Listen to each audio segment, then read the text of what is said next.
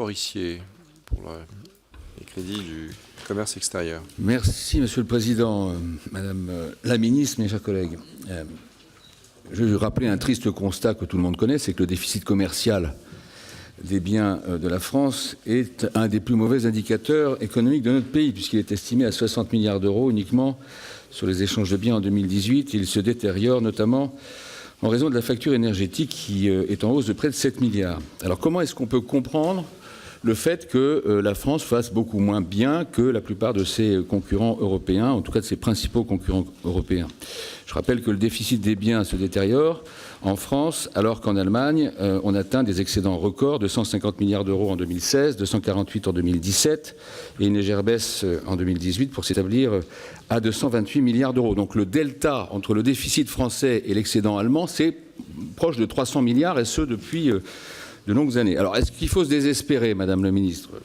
Pas forcément, puisque si on prend l'exemple de l'Italie, on est passé d'un déficit de 30 milliards d'euros en 2010 à un excédent de 51,5 milliards en 2016, qui se maintient à 47 milliards en 2017. L'Allemagne fait bien pire, puisque selon Eurostat, on est à 180 milliards de déficit sur les chiffres 2017. Une fois qu'on a fait ce constat, il faut essayer de comprendre ce qui fait la différence. Il y a évidemment une part importante, majeure, qui est liée aux facteurs structurels. La compétitivité globale de l'économie, les positionnements de gamme, l'innovation, etc. Et évidemment, c'est primordial. Je dis au passage, ça a été évoqué tout à l'heure, que la question des impôts de production pèse beaucoup dans cette approche. Je rappelle que l'industrie française pèse 70 milliards de plus que l'industrie allemande en impôts de production tous les ans. Donc c'est évidemment quelque chose qui pèse sur notre compétitivité. Mais il y a aussi une partie de la réponse qui est liée à l'évolution des structures d'accompagnement, ce qu'on appelle le dispositif public d'appui à l'export et à l'internationalisation des entreprises. Et c'est le sujet de rapport intermédiaire que j'ai voulu faire, que j'ai retenu, comparer avec les autres dispositifs. Alors, je n'ai pas pu faire tous les pays, mais j'ai choisi de commencer avec l'Allemagne et l'Italie. C'est une démarche, Madame la Ministre, vous l'avez évoqué tout à l'heure, que ferait n'importe quelle entreprise. On va regarder ses concurrents, ses produits, ses démarches marketing, son outil de production, ses prix, etc.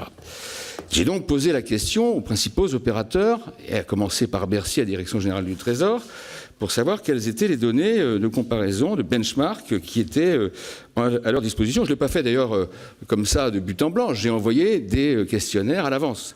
Et quelle ne fut pas ma surprise de voir qu'il n'y avait strictement aucune réponse, à part quelques idées générales. Rien du côté de la Direction générale du Trésor, rien du côté des réseaux des chambres de commerce, rien au MEDEF, et chez Business France, mais je ne les incrimine pas parce qu'ils sont en pleine réforme, un certain nombre de choses, mais je pense qu'on peut aller beaucoup plus loin.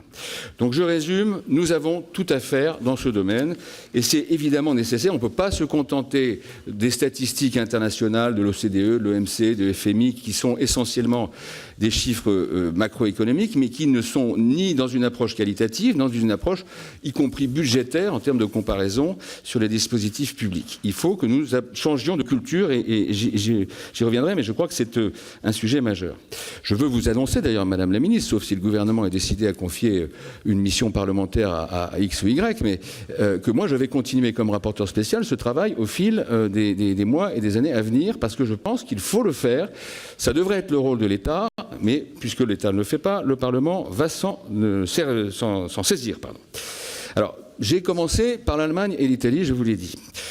Les masses budgétaires consacrées au soutien à l'export sont à peu près proches en France, en Allemagne, en Italie. Quand on prend les grandes masses, dans ces trois pays, la part État de ces financements de soutien à l'export s'élève à un peu plus de 200 millions d'euros, complétée par une part régionale qui, malheureusement, ne fait pas, dans la plupart des pays, l'objet d'une consolidation nationale. Donc, il est difficile déjà à ce stade d'avoir une véritable comparaison sur les grandes masses budgétaires. Le périmètre d'intervention des acteurs n'est pas toujours le même. La part export des politiques économiques ou des différents réseaux des différents pays à l'étranger n'est pas toujours identifiée. Et dans les éléments de mon rapport intermédiaire, je le rappelle, la part française, au fond, apparaît un peu plus large, alors que les budgets allemands et italiens, puisque je me suis consacré sur ces deux pays, sont plutôt sous-évalués. Quand on regarde l'Allemagne, le soutien à l'export est organisé par le ministère fédéral de l'économie et de l'énergie. Il s'appuie sur l'agence Germany Trade and Invest, qui peut être comparée à Business France. Cette agence met à disposition des informations sur les marchés étrangers, accompagne les entreprises sur ces marchés grâce à sa présence dans 50 pays. L'Allemagne s'appuie surtout sur son réseau de commerce et d'industrie, qui est très puissant. Elle dispose également d'une structure qui n'a pas d'équivalent en France, qui est la Fédération des salons et foires, l'OMA. L'Allemagne est un leader mondial des salons. Il y en a entre 160 et 180 internationaux au niveau de l'Allemagne tous les ans, avec 180 000 exposants, jusqu'à 10 millions de visiteurs. Et je n'oublie pas, mais j'ai très peu de données à ce stade, le rôle que peuvent jouer directement ou indirectement dans le soutien à l'export et à l'internalisation des entreprises, les lenders. En Italie, le commerce extérieur est une compétence partagée entre l'État et les régions. L'Italie a procédé à une profonde réforme de son dispositif de soutien en 2012 sous le gouvernement de Mario Monti. Au niveau de l'État, c'est l'Italian Trade Agency, qui est l'équivalent de Business France, là aussi, qui est compétente pour la promotion à l'étranger, du Made in Italy, et sur l'attractivité des investissements en Italie. Dans les régions, ce sont les guichets pour l'internationalisation des entreprises qui sont hébergés désormais par les chambres de commerce italiennes, dont le nombre est passé de 105 à 60 depuis 2016. Ces restructurations ont permis de faire émerger des outils communs. Au-delà des masses budgétaires, et je ne donne pas évidemment tous les chiffres qui seront dans mon rapport, au-delà des structures, j'ai aussi regardé, Madame le Ministre, si on pouvait identifier de bonnes pratiques dans ces deux pays qui pourraient inspirer, ou en tout cas accroître les efforts que nous pouvons nous-mêmes conduire pour soutenir nos entreprises. J'en retiens 4 qui me permettront de vous poser autant de questions. D'abord, encourager les synergies entre les acteurs publics, comme l'a très bien fait l'Italie. Nous devons pour cela encourager la mise en place efficace de la Team France Export et des outils qui l'accompagnent, la plateforme de solutions, la CRM, etc. Et de ce point de vue, je veux saluer, c'est ce que j'entends de toutes les auditions, y compris sur le terrain que je peux faire, de toutes les rencontres avec les chefs d'entreprise, je veux saluer le déroulement de cette réforme. Évidemment, ça ne se fait pas, vous l'avez évoqué tout à l'heure, du jour au lendemain, mais les différents acteurs s'impliquent, sont plutôt confiants sur son aboutissement. Je veux cependant quand même vous alerter sur, comme rapporteur spécial, sur le problème du financement de cette réforme de soutien à l'export. D'une part, le financement de Business France. La subvention pour charges de service public de Business France a été maintenue en 2018, mais elle se détériore pour les années à venir. Et je ne parle pas des ressources des chambres de commerce et d'industrie, dont vous savez bien qu'elles ont été considérablement réduites. Donc, que va faire le gouvernement pour maintenir cet effort qui est engagé s'il n'y a pas les crédits suffisants, si on est dans le coup de rabot permanent? Je suis assez inquiet. Je voudrais rajouter une deuxième question de ce point de vue qui concerne BPI France. Vous savez comme moi que BPI France est très utile, ça c'est un des atouts de la France par rapport y compris aux autres pays. Il y a un outil particulièrement utile qui s'appelle l'assurance prospection, qui s'adresse essentiellement aux PME, PMI, moins de 50 salariés. 90% des contrats d'assurance prospection s'adressent à des boîtes de moins de 50 salariés. J'avais déjà souligné le problème du financement en 2018, je recommence Madame le Ministre, puisque nous avons pour le budget 2019 43,5 millions qui sont inscrits au budget, alors que BPI France estime qu'il faudrait près de 100 millions pour pouvoir financer en année pleine les contrats d'assurance prospection qui sont, je le rappelle, le principal outil de soutien aux PME et c'est bien notre priorité. Donc là aussi, quelle réponse pouvez-vous m'apporter en termes d'engagement du gouvernement pour assurer le relais et permettre le financement de BPI France? Deuxième sujet dont on peut s'inspirer, l'organisation par filière. Il faut la structurer. Les Italiens, les Allemands chassent en meute.